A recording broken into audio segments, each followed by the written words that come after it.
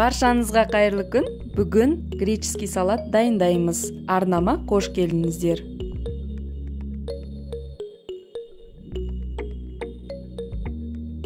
Грек салатына листья салата, сыр немесе брынза, қызанақ, қияр, әртүрлі болгар бұрышы, зәйтүн және де лимон қышқылы, аздап зәйтүн майы немесе өсімдік майын қосып жесеңіздер болады. Ең алдымен қиярымызды біркелкі ғып, әдемдеп турап шығамыз. Осылай турап шығамыз. Одан кейін қызанақты да сондай формада тураймыз. Үлкен шұңғыл табағымызға салып, қызыл жасыл болгар бұрышында әдемлеп біркелкі ғып турап, ірімшігімізді де төртбұрышты формада турап, барлықтарын саламыз.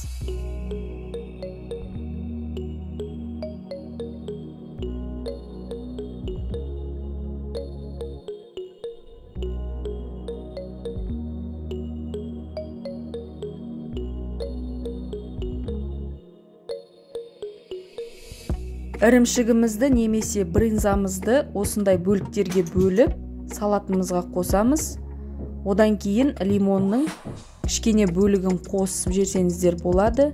Дәм береді салатымызға. Осылай турап шығамыз.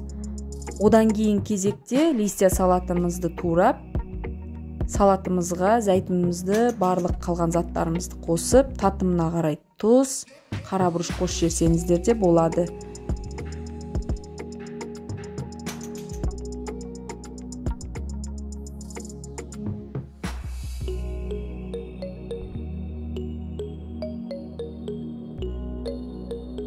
Осымен ең дәмді грек салатымыз дайын болды. Астарыңыз дәмді болсын.